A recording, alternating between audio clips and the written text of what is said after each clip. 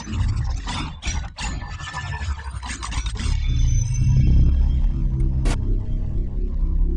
what's up everybody? This is Chris from WearTesters.com. Today we have the performance review on the Nike KD7. So with that being said, let's go ahead and get right into it. All right guys, so as you can see, we have storytelling traction. It looks similar to that pressure map that we saw with the Kobe 9s, but this is actually similar to more of a weather map.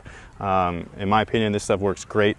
I do prefer the Kobe 9 and the 28 slightly more. Those two are, in my opinion, the best of the best. But if you're going for something just as good, but not quite at that level, this is probably the next best thing. One thing that I do like about it is that it's a thicker grooved traction pattern, so you can definitely get down with these outside and they won't wear out as quickly as the other two shoes that I just mentioned. So the cushion setup is heel zoom. This is actually a max zoom unit similar to what we saw in the LeBron 10, and then we also have a smaller rectangle 8mm zoom unit in the forefoot here, along with lightweight Phylon throughout. Personally, I found this setup to be extremely comfortable and very responsive from both the heel and forefoot standpoint. So whether you're crashing on your heels or hitting off the ball of your foot right here, you're getting the best comfort level and responsiveness all in one with the zoom units in place. So, you know, whether you're a forefoot rider or a heel striker, you're getting the best of both worlds. So the materials probably aren't for everyone. Basically, we have a Hyper Rev setup in the front where it's all mesh and fuse, along with dynamic flywire as the lacing system. And then in the back, we have something more similar to like the LeBron series with the Hyperposit backing. What this does is it gives you the ultimate range of motion and flexibility up front,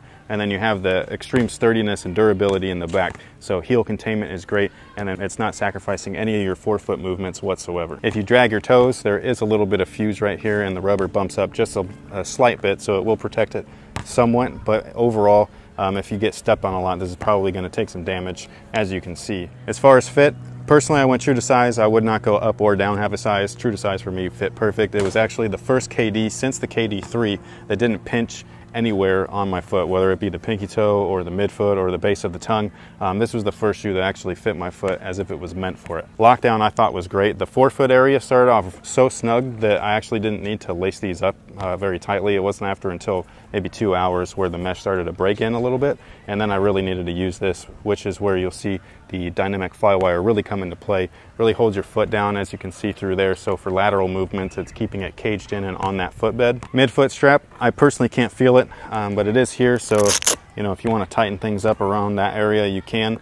Again, it wasn't anything that I found to be extremely noticeable. And then the Hyperposit back here I thought was great because it's definitely keeping everything contained when you're shifting side to side. It's allowing your heel to stay right in place, right where it's supposed to be, which will help prevent ankle injuries. As far as heel slipping goes, I did not experience that whatsoever. For me, these just fit like a glove. The only time that I ever experienced heel slip was right in the beginning of my first wear, and it was only on my left foot, and it went away as soon as I started sweating because the sweat and the sock really was sticking to this liner here. But every time after I would play in these things, they just got better and better. Ventilation's decent. You have it right around this area and then up the tongue. Everything else underneath the mesh is fuse or nylon.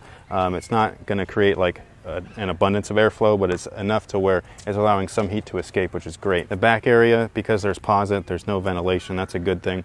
The more moisture and restricted airflow that you have back here, the better. That way this will hopefully mold to your feet sooner rather than later. So as far as support, most of that came from the overall fit. Again, the dynamic flywire, once this mesh kind of loosened up a little bit, the strap kind of, and then the Hyperposit definitely. This is really what keeps your foot secure right in the back here. And then for torsional support, we actually have these little bars here, which are supposed to mimic the metatarsal bones within your foot, which is a natural piece of your own equipment. I thought that this was really interesting. It worked really well. It allowed for plenty of range of motion without restrictiveness, except for right where you need it, right here at the arch of the foot. All right, guys, that pretty much takes care of everything. In my opinion, this is one of my favorite shoes of the year. It's probably one of the most well-rounded, at least from Nike's brand. So if you guys are interested in this guy right here, you can get them now over at finishline.com. Retail price is about $150. So thank you guys for watching. Thanks for all your support. And until next time, guys, have a good one.